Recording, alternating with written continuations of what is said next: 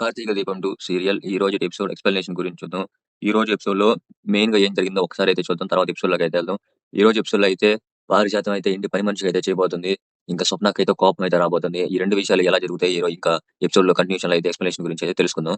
ఇంకా జ్యోత్స్న, పారిజాతం అయితే అక్కడైతే నిలబడుంటారు. ఇంటికి అంటే హాల్లోకొచ్చైతే నిలబడుంటారు. అప్పుడు పారిజాతం అడుగుతా ఉండిద్ది జ్యోత్స్నని. "జ్యోత్స్న, మనం తొందరగా ఎళ్లి షాపింగ్‌కెళ్ళాలి. మళ్ళా నీ పెళ్లుంది గదా!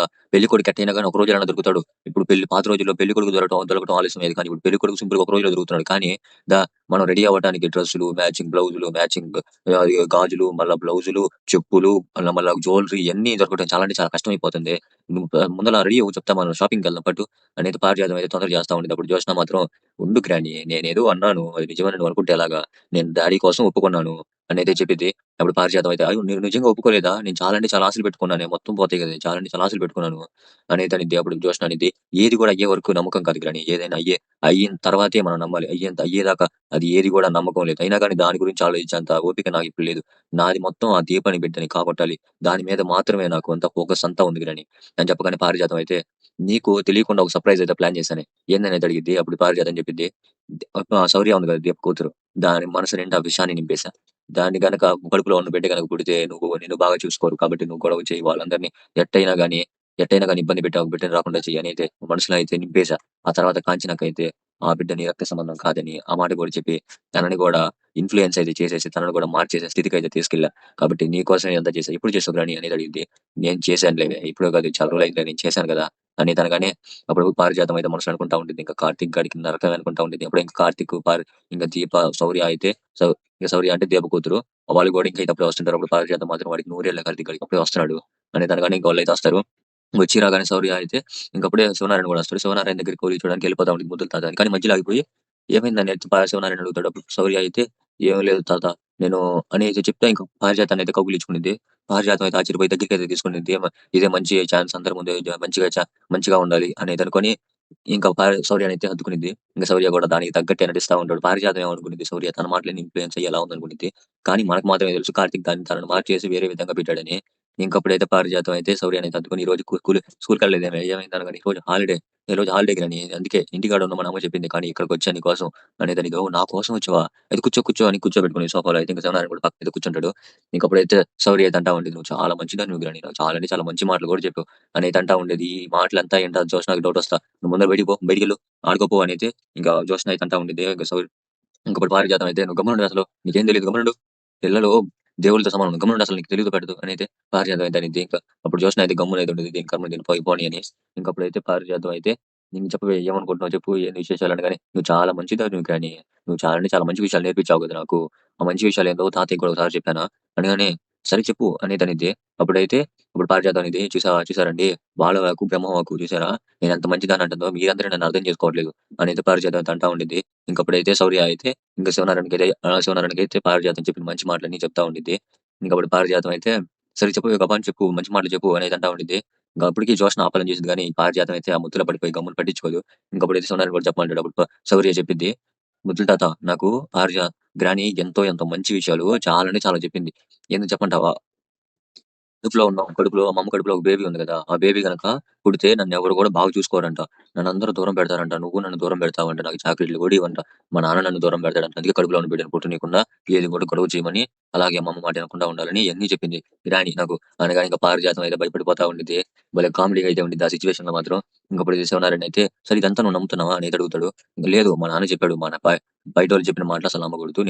మా నాన్న చెప్పిన మాటలే ఇనమని అయితే చెప్పాడు. కాబట్టి నేనేమి నమ్మట్లేదు" అనగానే గుడ్ ఇలానే ఉండాలి అని అయితే శివనారాయణ అయితే అంటాడు. ఇంకప్పుడు శౌర్య అయితే "సరే తాత" అనేది అనిద్ది. ఇంకప్పుడు శౌర్యనైతే "నేను మంచం మీద స్వీట్ బాక్స్ పెట్టున్నాను గానీ ఎళ్లి తిను పో" అని అయితే ఇంక శివనారాయణకి చెప్పిన శౌర్య అయితే ఎళ్ళిపోయిద్ది. ఇంకప్పుడైతే పారిజాతానికైతే మంచి షేడ్ అయితే ఇస్తాడు. ఇంకప్పుడైతే పారిజాతంతో అయితే ఒక మాట అయితే పారిజాతంతో వాళ్ళందరితో ఒక మాట అయితే చెప్తాడు. ఏం మాట అంటే చిన్న పిల్లలు అదే తెల్ల పేపర్ లాంటోళ్ళు. మనం దాని మీద రాసే పెన్ను లాంటోళ్ళం. మనం ఏవైతే దాని మీద రాస్తామో అది వాళ్ళ మనసులో అదే ఉండిపోయిద్ది. కాబట్టి మనం ఎప్పుడు కూడా మంచి రాతలే దాని మీద రాయాలి. మంచిగా ఎదిగే రాతలే దాని మీద రాయాలి గానీ ఇష్టం వచ్చినట్టు గెలిగితే మరీ దారుణంగా అయిపోతది ఆ పేపర్. కాబట్టి ఎప్పుడు కూడా జాగ్రత్తగా మాట్లాడాలి అనేది అంటా ఉంటాడు. ఇంకప్పుడైతే శివనారాయణ అయితే పారిజాతంతో ఇలా చెప్పాడు. నేను చెప్పింది అర్థమైందా పారిజాతం? నువ్వు శౌర్యకి అలాంటి మాటలు ఎందుకు చెప్పావో నాకు ఖచ్చితంగా ఆ విషయం తెలుసు. కానీ ఇక నుంచైనా మారితే మంచిది. కానీ ఇప్పటికి నేను వదిలేయలేను గదా! ఇప్పుడు వదిలేస్తే నువ్వు ఇంకెలా ఉంటావు? కాబట్టి అంటే నాకేం చేయాలనిపిస్తుందో అది చెయ్యను. ఇప్పుడు ఆ దీప, కార్తీక్ సో, అంటే వాళ్ళ మనసులో ఏం చేయాలనుకుంటున్నారు దాన్ని బట్టి నీకేం పనిష్మెంట్ ఇయ్యాలో అది ఆలోచిస్తాను. గానీ పారిజాతం అయితే భయపడిపోతా ఉండిద్ది. భయపడిపోతా "దీనికి పనిష్మెంట్ ఎందుకండి? చిన్నదే గదా!" అనేదంటే "ఇది చిన్నదా? అంతేలే" అనేసి అంటాడు. అప్పుడు దీప అయితే దీపని అడుగుతాడు. దీప చెప్పిద్ది. "ఎప్పటికి కూడా మర్చిపోలేని పనిష్మెంట్ అయితే ఇయ్యండి పెద్దయ్య గారు" అనైతే ఇంకప్పుడు దీప అయితే చెప్పిద్ది. శివనారాయణ కూడా సరే అనుకోని ఆలోచించి "ఈరోజు నీకు రెస్ట్ దీప. ఈరోజు నువ్వు మా గెస్ట్‌వి. నీ పనులన్నీ నీ పనులన్నీ వేరే వాళ్ళు చేస్తారు. వాళ్ళు నీకంటే చాలా పెద్ద సీనియర్. నీకంటే ఎక్స్‌పర్ట్ కూడా." అనగానే అప్పుడు పారిజాతం అయితే "ఓహ్! ఎవరైనా హోటల్ నుంచి తీసుకొస్తారేమోలే" అనేసి అనిద్ది. అప్పుడు అప్పుడింకా శివనారాయణ అంటాడు. "హోటల్ ఎందుకు పారిజాతం? ఇంట్లోనే ఉన్నారు." "ఇంట్లోనే ఎవరండి? నువ్వే. నువ్వు ఎక్స్‌పీరియన్స్ నీకంటే ఎవరు ఎక్స్‌పీరియన్స్ పారిజాతం" అనేది అంటాడు. "నేనా? నేనెందుకు చేయాలండి? నేను చేయను." అనగానే "నువ్వు చేయకపోతే ఇంకా వేరే పనిష్మెంట్ ఉంటది అర్థమైందా? ఆ! ఆడికెందుకులే ఇది చేస్తాలే" అనేది ఇంక పారిజాతం అనేది. అప్పుడు జోష్న "నువ్వు కూడా నాకు సాయం చేయను" అనగానే "నాకు పనుంది నేను పోతున్నా" అనేది ఇంక జోష్న అయితే ఎళ్ళిపోయిద్ది. ఇంకా పారిజాతం అయితే ఒంటరిగా అయితే ఇరుక్కుపోయిద్ది. అప్పుడు ఇంక పారిజాతం సూపర్‌వైజర్‌గా ఇక కార్తీక్‌నయితే పెడతాడు. కార్తీక్ అప్పుడు చెప్తాడు. "నువ్వెప్పుడైతే 10కి 10 మార్కులేస్తావో అప్పుడే పారిజాతం పని ఈ రోజుతో అయిపోయిద్ది. లేకపోతే 10లో ఒక్క మార్క్ తగ్గినా గాని మళ్ళా రేపు కంటిన్యూషన్ అయితే ఉండిద్ది."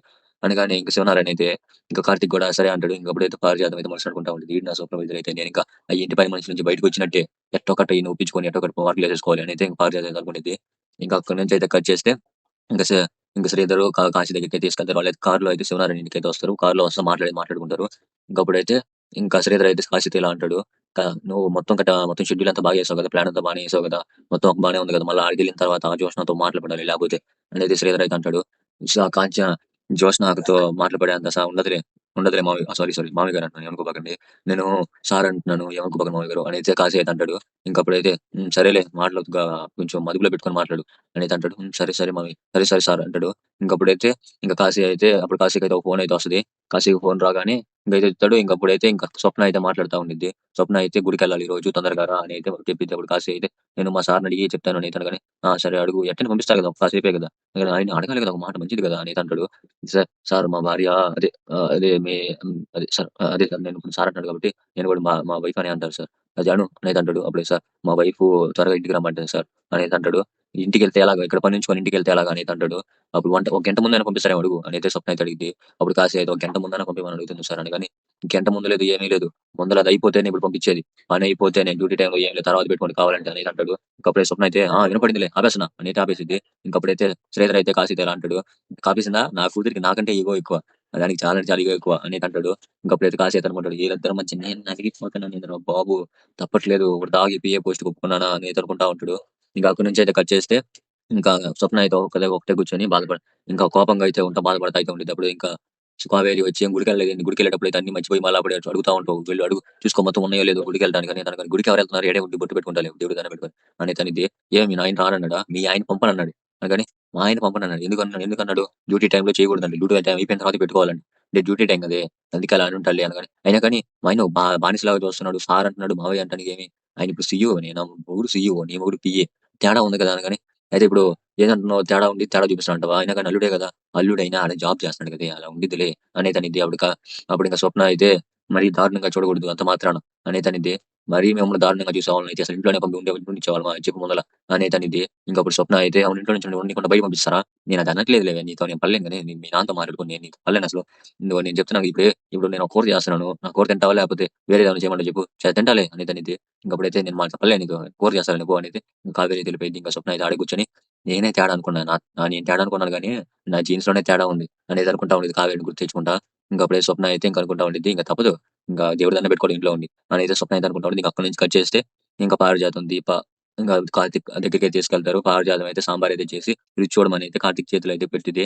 అప్పుడు కార్తీక్ దాన్ని కొంచెం రుచి చూసి అసలు ఎవరినైనా చంపాలంటే విషం ఇయ్యాల్సిన అవసరం లేదు. కత్తితో పొడవాల్సినంత అవసరం లేదు.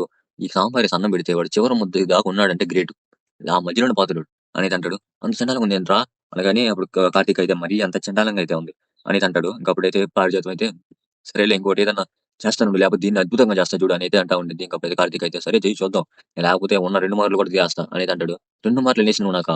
అయి కూడా తీసేస్తా. ఇప్పుడు అయి కూడా తీసేయాల్సిన అవసరం లేదులే బానే చేస్తాలే అనేది అనిద్ది.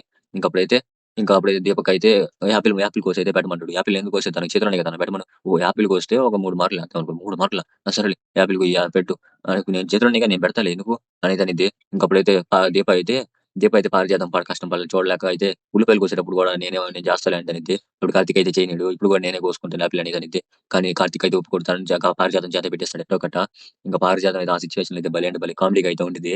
ఇంకా పారిజాతం అయితే పాట పాడుతా తినిపియమంటాడు. కార్తీక్ అయితే పారిజాతం అయితే పాటైతే పాడుతా ఉండిద్ది. ఆ పాటకి ఇంక నవ్వైతే ఆగదు. ఇంకక్కడైతే అటైతే తినిపిస్తా అయితే ఉండిద్ది పాట పాడుతా. ఈలోపు ఇంక శ్రీధర్ అయితే అంటే ఇంక అందరూ హాల్‌లో అయితే కూర్చుంటారు. శివనారాయణ, దశరథ్, సుమిత్ర, జ్యోత్స్న, శౌర్య ఈళ్ళందరూ హాల్‌లో కూర్చుంటా శౌర్య అయితే స్వీట్ అయితే తినిపిస్తా ఉండిద్ది. స్వీట్ బాక్స్ ఉంది కదా!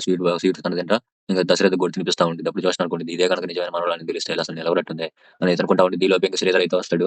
శ్రీధర్ వచ్చి "సార్ మీకు ప్లాన్ గురించి చెప్దామని వచ్చాను సార్" అని అయితే అంటాడు. సార్ ఏంది నేను ఇంటికాడ ఉన్నప్పుడు మామయ్య గారు అని పిలవచ్చు కదా! ఏమవుతుంది అని అంటాడు. "ఆ! సరే మామయ్య గారు" అని అయితే కూర్చుంటాడు. ఇంకప్పుడైతే శివనారాయణ అయితే ఇంకా ముందల ఏమన్నా కాఫీ ఏమన్నా తాగు తర్వాత మాట్లాడుకుందాంలే దాని గురించి. తర్వాత భోంచేసిన తర్వాత మాట్లాడుకోవచ్చులే అనేది అంటాడు. సరే అని ఇంక శ్రీధర్ కూడా కూర్చుంటాడు. ఇంకప్పుడైతే ఇంక శివనారాయణ అయితే ఇంకా కార్తీక్ అని గట్టిగా పిలుస్తా ఉంటాడు. ఇంకప్పుడు కార్తీక్ కనపడిద్ది గోలలో పాట పాడుతా ఉంటది పారిజాతం అయితే. ఇంకప్పుడు నవ్వుకుంటా అయితే ఉంటారు. ఇంకప్పుడే దీప అయితే సార్ ఆ పెద్దయ్య గారు పిలుస్తున్నారు చూడు అనేది అంటాడు అనిద్ది. ఇంకప్పుడైతే కార్తీక్ అయితే పిలుస్తున్నాడు. కాఫీ అంట కాఫీ అని అయితే అడుగుతాడు శివనారాయణ అయితే. దానికి ఇంకా కార్తీక్ అయితే జ్యోత్స్న పారిజాతాన్ని అయితే కాఫీ అయితే పెట్టమంటాడు. నేను పెట్టను నా పరువు పోయిద్దిరా నా అల్లుడి ముందు నా పరువు పోయిద్ది అనగానే చీర కొంగు కప్పుకొని మరి ఆ కాఫీ కనుక పెడితే నీకు 5 మార్కులు 3 మార్కులు ఇద్దాం అనుకున్నా. అయి కూడా ఇద్దా? అనగానే పెడతా నేను పెడతా కదా! ఎందుకు నీకు ఆ గిన్నె తీసుకొని ఆనియన్‌లో దీని మీద భుజం మీద పెట్టుకొని మంచిగా నవ్వుతా అదే మధ్య మాత్రం భలే కామెడీగా అయితే ఉండిద్ది. అట్టయితే ఉండిద్ది. ఇంకా ఇంకా పారిజాతానికి ఏదో ఒక క్లోజప్ అయితే అసలు ఈ రోజు ఎపిసోడ్ అయితే ఇక్కడికైతే కంప్లీట్ అయిపోయింది. ఎక్స్‌ప్లనేషన్ మీకు నచ్చింది ఖచ్చితంగా సబ్స్క్రైబ్ చేయండి. బెల్ ఐకాన్ ప్రెస్ చేసి సరిపోతుంది. ఆన్‌లో పెట్టుకొని అలాగే లైక్ కూడా చేయండి. చాలా మందికి అయితే వచ్చే వాళ్ళకి నచ్చితే ఖచ్చితంగా సపోర్ట్ చేయడానికి కూడా అయితే ఛాన్స్ అయితే ఉండిద్ది.